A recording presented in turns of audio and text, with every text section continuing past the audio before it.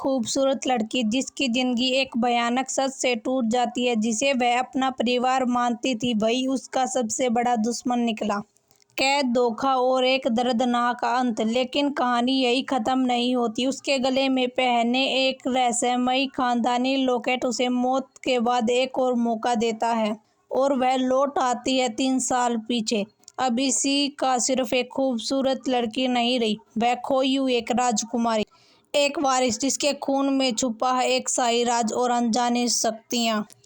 कैद की सच्चाई। रात बहुत शांति थी, लेकिन उसे बंद कमरे में हर सांस डर से भरी हुई थी। ईशिता की आंखें धीरे धीरे खुली, उसके हाथ बंधे थे और चारों तरफ अंधेरा था। बस एक हल्की सी पीली रोशनी उसके चेहरे पर पड़ रही थी। उसने हिलने की हिम्मत नहीं की, तभी उसकी नज़र अपने गले में पड़े लॉकेट पर गई। थोड़ा पुराना लेकिन अजीब तरह से चमकता हुआ, ये उसने धीरे से फुसफुसाते हुए कहा। इस वक्त दरवाजा खुला। उसकी सौतेली माँ, सौतेले पिता और सौतेली बहन अंदर आई। उनके चेहरे पर एक ठंडी सी मुस्कान थी। माँ, मुझे छोड़ दो, ईशिता रो पड़ी। उसकी सौतेली माँ हंस पड़ी। माँ, हम तेरे कुछ नहीं लगते। ईशिता का दिल धक से रह गया। तुम हमारी बेटी नहीं हो, उनके सौतेले पिता ने कहा। तुम्हें हमें सालों पहले एक बहुत बड़े खानदान से दिया गया था, पैसों के बदले। ईशिता के हाथ कांपने लगे। तो मेरा असली परिवार। उसकी सौतेली बहन ने उसके लॉकेट को पकड़ लिया। यही है तेरी सच्चाई। यह लॉकेट उस खानदान का निशान है। जैसे ही उसने वह लॉकेट छुआ, लॉकेट हल्के से चमक उठा। तीनों एक पल के लिए घबरा गए। यह फिर क्यों चमक रहा? उसकी माँ बड़बड़ाई। यह लॉकेट। उसके पिता ने गुस्से में कहा, इसे निकाल दो, यही इसकी ताकत है। उन्होंने लॉकेट खींचने की कोशिश की, लेकिन जैसे ही उसने उसे छुआ, लॉकेट तेज रोशनी से चमक उठा। कमरे में ठंडी हवा फैल गई और एक अनजानी शक्ति वहन महसूस होने लगी। इसको अचानक अपने सारे अच्छे कर्म याद आने लगे, जैसे लोगों की मदद करना, सच बोलना, दर्द सहना। जैसे उसका हर अच्छा कर्म उस लॉकेट में ताकत बनकर समा गया हो। अब बहुत देर हो चुकी है, उसकी माँ ने कहा। अंधेरा गहराने लगा। अचानक सब कुछ शांत हो गया। जब ईशिता ने अपनी आंखें खोली, तब वह अपने कमरे में थी। वह घबरा कर उठी और तुरंत अपने गले में पहने हुए लॉकेट को छुआ। लॉकेट पहले से ज्यादा चमक रहा था। उसने सामने कैलेंडर में देखा, वह 3 साल पीछे आ चुकी थी। यह लॉकेट मुझे वापस ले आया। इस वक्त उसके कानों में एक धीमी आवाज सुनाई दी। तुम्हारे अच्छे कर्मों ने तुम्हें एक और मौका दिया है। ईशिता की मुठ्ठियां कस गई। अब उसके चेहरे पर डर नहीं था, बल्कि एक ठंडी मुस्कान थी। अब मैं अपना सच भी जानूंगी और अपना बदला भी लूंगी। सुबह की हल्की धूप खिड़की से अंदर आ रही थी, लेकिन ईशिता की आंखों में नींद नहीं थी। वह रात भर जागती रही, क्योंकि उसे सब याद था। अपनी मौत, धोखा और वह भयानक सच। उसने धीरे से अपने गले का लॉकेट पकड़ा। उसी दिन शाम का समय। घर में अजीब सी हलचल थी। गीता महंगी साड़ी पहन रही थी। सुरेश फोन पर किसी से बात कर रहे थे और रीना शीशे के सामने खड़ी खुद को निहार रही थी। आज एक बहुत बड़ी पार्टी है, गीता ने कहा, और ईशिता तू भी हमारे साथ चल रही है। ईशिता ने चुपचाप अपना सिर हिला दिया। उसे पता था ये लोग बस उसे दिखावे के लिए साथ ले जा रही है, लेकिन आज उसके दिल में एक अजीब सी बेचैनी थी। उसका लॉकेट हल्का गर्म हो रहा था। Party night. भव्य हॉल रोशनी से जगमगा रहा था। हर तरफ अमीर लोग, बिजनेस टाइकून, हाई प्रोफाइल लोग थे। ईशिता एक कोने में खड़ी थी, खामोश और अकेली। तभी उसकी नज़र एक शख्स पर पड़ी। लंबा कद, सख्त चेहरा और आंखों में एक अजीब सी गहराई। पूरे हाल में उसका रूप अलग ही था। वह था धीराज राजवंश, बिजनेस किंग। जैसे ही उसकी नज़र ईशिता पर पड़ी, उसकी आंखें ईशिता के लॉकेट पर अचानक पड़ गई। वह धीरे धीरे उसकी तरफ बढ़ने लगा। तुम यहाँ नहीं हो। उसकी आवाज़ सख्त और ठंडी थी।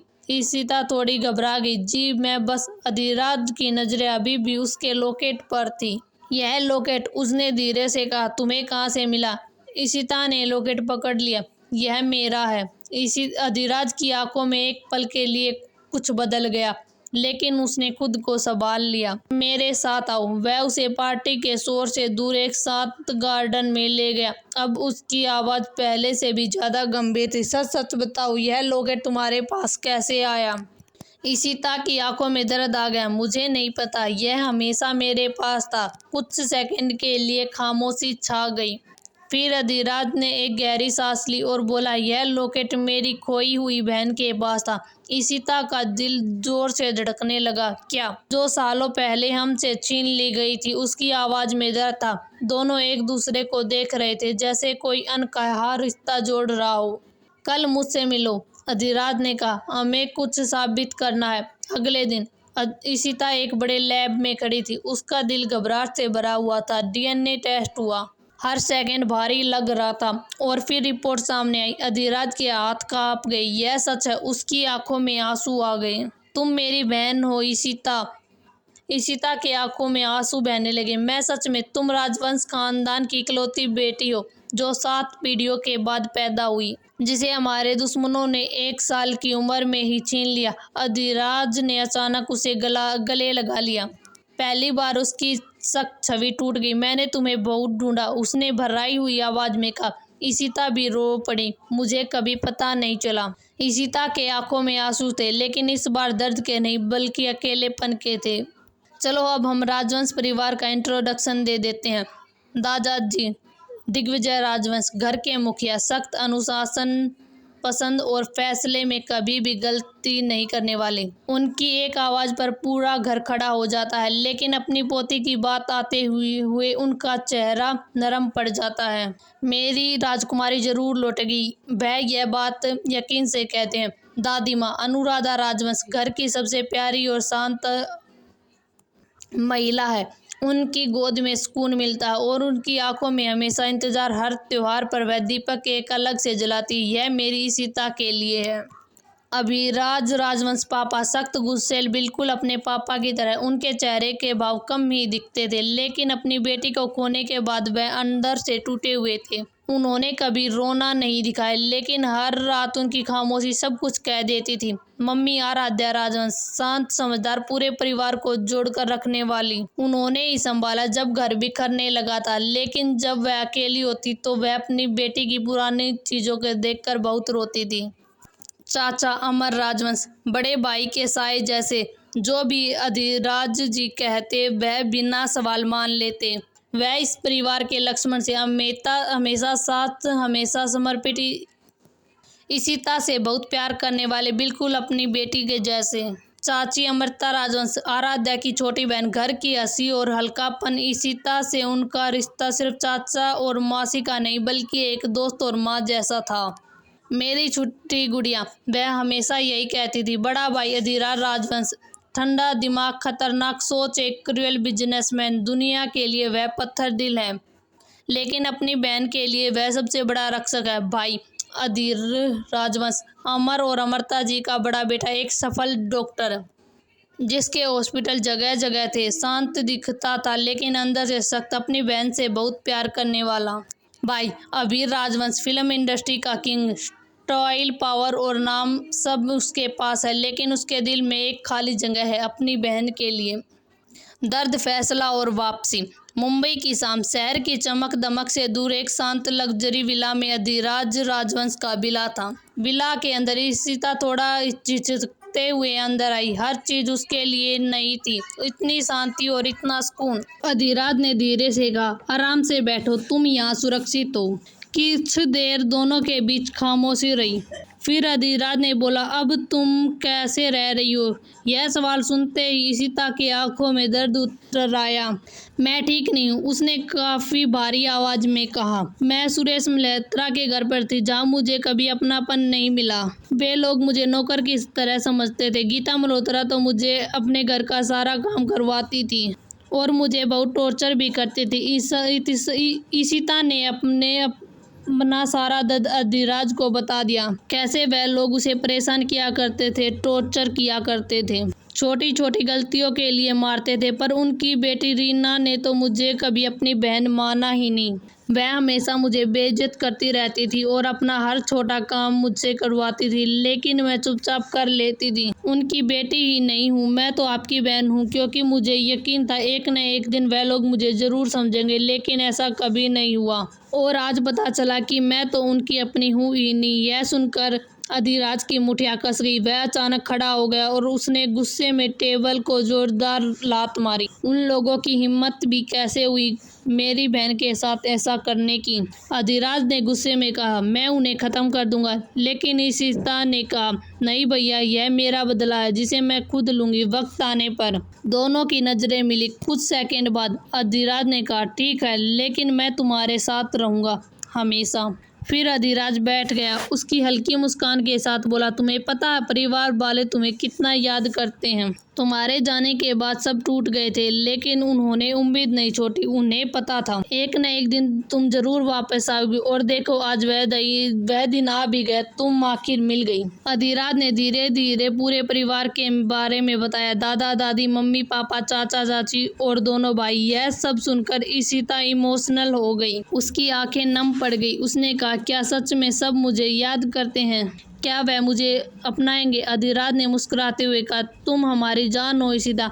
फिर अधिराज ने कहा, मेरे साथ जयपुर चलो, सब तुम्हारा इंतजार कर रहे हैं। तुम्हें यहाँ रहने की जरूरत नहीं है। लेकिन फिर ईशिता ने कहा, अभी मुझे मल्होत्रा मेंशन जाना है, लेकिन मैं आपसे वादा करती हूँ कल मैं वापस जरूर आऊंगी। लेकिन अधिराज ने कहा, तुम वहाँ वापस नहीं जाओगी। लेकिन ईशिता ने कहा, अभी मुझे जाना होगा, लेकिन मैं कल वापस आपसे यही मिलूंगी। अधिराज ने उसे देखा, फिर धीरे से अपना सिर हिला दिया। मल्होत्रा मेंशन, रात का वक्त। ईशिता वापस घर में दाखिल हुई। तभी उसे गीता की तेज आवाज आई। आ गई महारानी, कहाँ मर गई थी तू? रीना ने हंसते हुए कहा, देखो तो जरा माँ कितने शान से घूम कर आई है। ईशिता ने कुछ नहीं कहा। वह चुपचाप अपने कमरे की तरफ चली गई और दोनों पीछे से चिल्लाने की आवाजें आती रही। वह चुपचाप अपने कमरे में गई। कमरा कहना गलत होगा, वह तो एक छोटा सा रूम से भी छोटा था। वहाँ सिर्फ एक टूटा फूटा बेड था। उसी पर बैठकर ईशिता ने कहा, जितना सुनाना है सुना लो, क्योंकि कल वह यहाँ नहीं रहेगी। उसने घर का चुपचाप सारा काम किया और जाकर सो गई। सुबह का वक्त। गीता के चिल्लाने की आवाज आई, उठ जा महारानी, कहीं कि काम सारा पड़ा, उठकर सारा काम कर ले। लेकिन इस बार ईशिता ने शांत आवाज में कहा, मैं कोई काम नहीं कहूँगी। गीता और रीना हैरान रह गई। उसने पहली बार किसी काम से मना किया था। फिर गीता ने गुस्से से, घर का काम नहीं करना तो निकल जा मेरे घर से। ईशिता तो यही चाहती थी। उसने चुपचाप अपना थोड़ा बहुत सामान उठाया और बिना पीछे देखे घर से बाहर निकल गई, कभी वापस न आने के लिए। ऑटो में बैठकर उसने गहरी सांस ली, जैसे सालों बाद वह आजाद हुई। जैसे ही वह विला पहुंची, अधिराज उसका ही इंतजार कर रहा था। अधिराज उसे देखकर मुस्कुरा उठा। उसकी आंखों में रहती थी, आखिरकार तुम आ ही गई, अधिराज ने कहा। अधिराज उसे अपने प्राइवेट जेट के पास ले गया। दोनों जेट के अंदर बैठ गए और धीरे धीरे जेट उड़ान भरने लगा। अधिराज ने पहले ही घर वालों को बता दिया था कि वह उनकी राजकुमारी को लेकर आ रहा है। सब इसका बेसब्री से इंतजार कर रहे थे। पूरे राजवंश परिवार की आंखें दरवाजे पर टिकी थी। हर किसी के दिल की धड़कन यही कह रही थी कि हमारी सीता वापस आ रही है। एक तरफ परिवार से मिलन और दूसरी तरफ बदले की आंख। ईशिता अपने उस मोड़ पर खड़ी थी जहां से हर फैसला उसकी जिंदगी बदल सकता था। ईशिता किस रास्ते को चुनेगी? परिवार से मिलना। जयपुर। सुबह की हल्की धूप में एक विशाल हवेली चमक रही थी। वह थी राजवंश हवेली। आज इस हवेली में कुछ अलग था, जैसे सालों बाद उम्मीद जिंदा हुई थी। हवेली की बाहर एक प्राइवेट जेट की आवाज गूंजती है और कुछ ही देर में एक गाड़ी हवेली के गेट पर रुकती है। अंदर पूरा परिवार खड़ा था। दादा दादी, मम्मी पापा, चाचा चाची और दोनों भाई। सबकी नजरें एक ही दिशा पर थी। गाड़ी का दरवाजा खुलता है। पहले अधिराज निकलता है, फिर धीरे धीरे ईशिता बाहर निकलती है। जैसे ही सबकी नजर ईशिता पर पड़ती है, समय जैसे रुक जाता है। आराध्या जी के हाथ कांपने लगे। उनकी आंखों में आंसू बहने लगते हैं। मेरी बेटी। वह धीरे धीरे आगे बढ़ने लगी।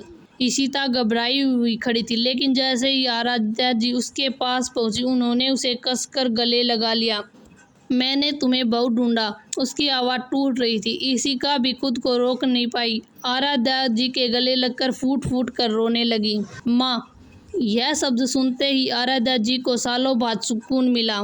अधिराज जी भी आगे आए। आज पहली बार उनके सख्त चेहरे पर नमी थी। उनकी आंखें नम थीं। उन्होंने ईशिता को कसकर गले लगा लिया और कहा, लाडो, हमने आपको बहुत ढूंढा। लेकिन आप हमें मिली नहीं, पर हमें पूरा विश्वास था कि आप एक दिन ज़रूर लौटेंगी।